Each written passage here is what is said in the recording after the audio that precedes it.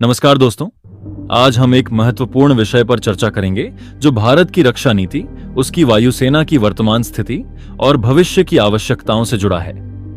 हम बात करेंगे प्रधानमंत्री नरेंद्र मोदी की आगामी अमेरिका यात्रा, जिसमें राष्ट्रपति डोनाल्ड ट्रंप द्वारा भारत पर अमेरिकी रक्षा उपकरण, विशेषकर F-30 5वीं पीढ़ी के लड़ाकू विमानों की खरीद के लिए दबाव डाला जा रहा है। साथ ही हम रूस के Su-57 लड़ाकू विमान के साथ संभावित सौदे, इन दोनों विमानों की तुलना, उनकी विश्वसनीयता और भारत के अपने 5वीं और 6ठी पीढ़ी के लड़ाकू विमानों के विकास की प्रगति पर भी चर्चा करेंगे। हाल ही में राष्ट्रपति डोनाल्ड ट्रंप ने प्रधानमंत्री नरेंद्र मोदी को व्हाइट हाउस आने का निमंत्रण दिया है। इस यात्रा के दौरान ट्रंप प्रशासन भारत पर अमेरिकी रक्षा उपकरणों की खरीद बढ़ाने के लिए दबाव डाल रहा है। 2007 से अब तक भारत ने अमेरिका से $25 अरब से अधिक के रक्षा उपकरण खरीदे हैं, लेकिन ट्रंप प्रशासन चाहता है कि यह संख्या और बढ़े। इस संदर्भ में F-35 जैसे उन्नत लड़ाकू विमानों की बिक्री पर विशेष जोर दिया जा रहा है। रूस ने भी भारत को Su-57 लड़ाकू विमान की पेशकश की है, जो 5वीं पीढ़ी का स्टेल्थ फाइटर जेट है। रूस का प्रस्ताव केवल तैयार विमान बेचने तक सीमित नहीं है, बल्कि इसमें टेक्नोलॉजी ट्रांसफर और भारत में उत्पादन की संभावनाएं भी शामिल हैं। इसका मतलब है कि भारत को सिर्फ विमान नहीं मिलेंगे, बल्कि इसके निर्माण की कुछ तकनीक भी साझा की जा सकती है, जिससे भविष्य में भारत अपने फाइटर जेट विकसित करने में सक्षम होगा। Su-57 में सुपरसोनिक क्रूज स्पीड, उन्नत एवियोनिक्स और स्टेल्थ टेक्नोलॉजी है, जो इसे दुश्मन के रडार से छिपने में मदद करती है। दूसरी ओर अमेरिका भारत को F-35 लड़ाकू विमान देने का ऑफर दे रहा है, जो दुनिया का सबसे उन्नत 5वीं पीढ़ी का फाइटर जेट माना जाता है। यह विमान अधिक परखा हुआ है और इसे पहले ही कई देशों ने अपनी वायुसेना में शामिल कर लिया है। लेकिन अमेरिका आमतौर पर अपनी डिफेंस टेक्नोलॉजी को लेकर बहुत सख्त रहता है और टेक्नोलॉजी ट्रांसफर की संभावना बेहद कम है। भारत अगर F-35 खरीदता है तो उसे सिर्फ ऑपरेशन के लिए तैयार विमान मिलेंगे, लेकिन उनके रखरखाव और अपग्रेड के लिए अमेरिका पर निर्भर रहना पड़ेगा। रूस के Su-57 डील में भारत को टेक्नोलॉजी ट्रांसफर का फायदा मिल सकता है, लेकिन विमान की सीमित उत्पादन एक चिंता का विषय है। वहीं अमेरिका का F-35 अधिक परखा हुआ और उन्नत विकल्प है, लेकिन इसके साथ कोई टेक्नोलॉजी ट्रांसफर नहीं होगा और भारत को पूरी तरह अमेरिका पर निर्भर रहना पड़ेगा। भारत को इन दोनों विकल्पों पर संतुलित विचार करना होगा। भारतीय वायुसेना इस समय दुनिया की चौथी सबसे बड़ी वायुसेना है, लेकिन बदलते समय और तकनीकी प्रगति को देखते हुए इसे लगातार अपग्रेड करने की जरूरत है।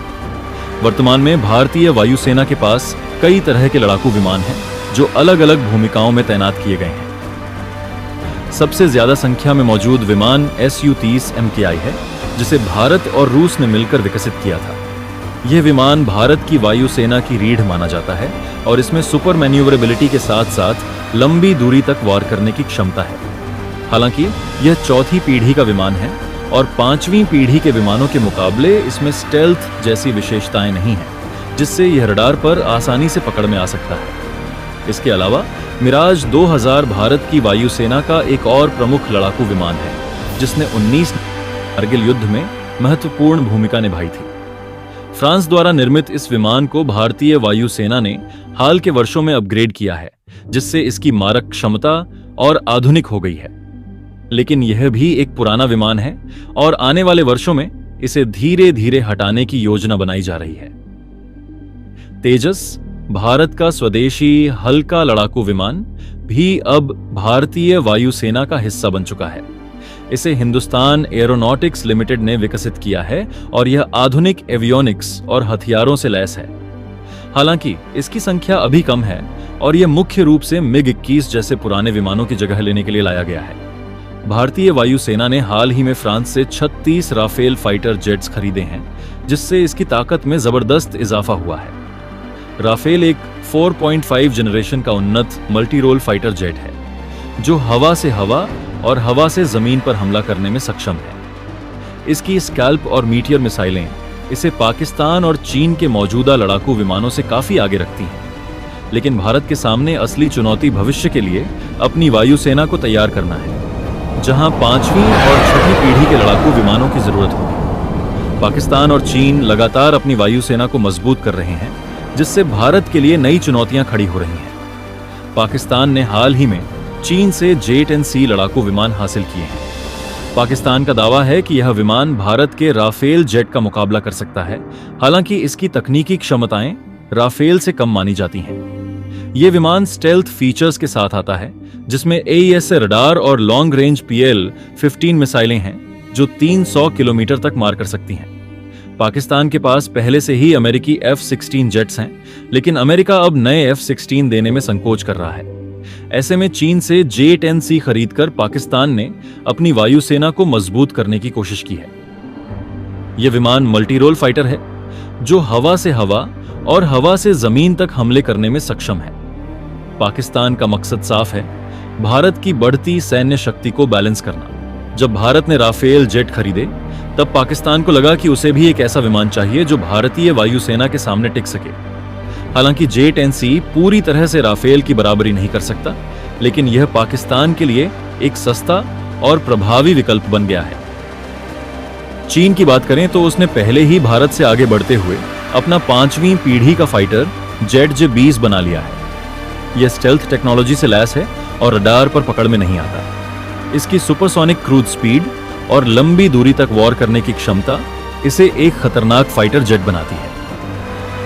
चीन लगातार अपने फाइटर जेट्स को अपग्रेड कर रहा है और अब वह 6ठी पीढ़ी के लड़ाकू विमान बनाने की दिशा में काम कर रहा है। इसमें आर्टिफिशियल इंटेलिजेंस, ड्रोन संगठित युद्ध प्रणाली और हाइपरसोनिक हथियारों को शामिल किया जाएगा।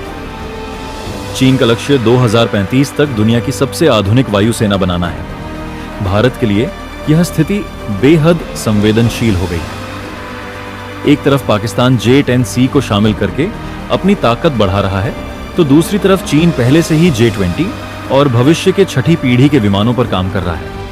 भारत के पास इस वक्त राफेल और Su-30 MKI जैसे विमान हैं, लेकिन चीन के J-20 के मुकाबले अभी भी कुछ कमतर है। यही वजह है कि भारत को अब सिर्फ फाइटर जेट खरीदने पर निर्भर नहीं रहना चाहिए, बल्कि अपनी स्वदेशी तकनीक को विकसित करने पर भी ध्यान देना होगा। भारत का AMCA प्रोजेक्ट, जो 5th जनरेशन का स्वदेशी फाइटर जेट बनाने का प्रयास है, इस दिशा में बेहद महत्वपूर्ण साबित हो सकता है। हालांकि इस परियोजना में अभी भी कई चुनौतियां हैं और इसे पूर्ण रूप से विकसित होने में समय लगेगा। 6ठी पीढ़ी के विमानों के विकास के लिए भी अनुसंधान जारी है, लेकिन यह अभी प्रारंभिक चरण में है। इन सभी पहलुओं को ध्यान में रखते हुए भारत के लिए यह महत्वपूर्ण है कि वह अपनी रक्षा आवश्यकताओं, रणनीतिक साझेदारियों और स्वदेशी क्षमताओं के बीच संतुलन स्थापित करें।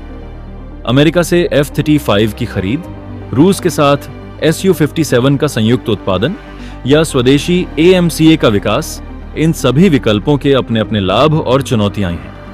आने वाले समय में भारत को इन सभी कारकों का मूल्यांकन करके अपने वायुसेना के आधुनिकीकरण की दिशा में कदम बढ़ाने होंगे। आपका इस मुद्दे पर क्या विचार है? अपने विचार हमें कमेंट में जरूर बताएं। अगर आपको ये वीडियो जानकारीपूर्ण लगा हो तो इसे लाइक और शेयर करें, और ऐसे ही मुद्दों पर अपडेट रहने के लिए हमारे चैनल को सब्सक्राइब करना न भूलें। मिलते हैं अगले वीडियो में, तब तक के लिए धन्यवाद।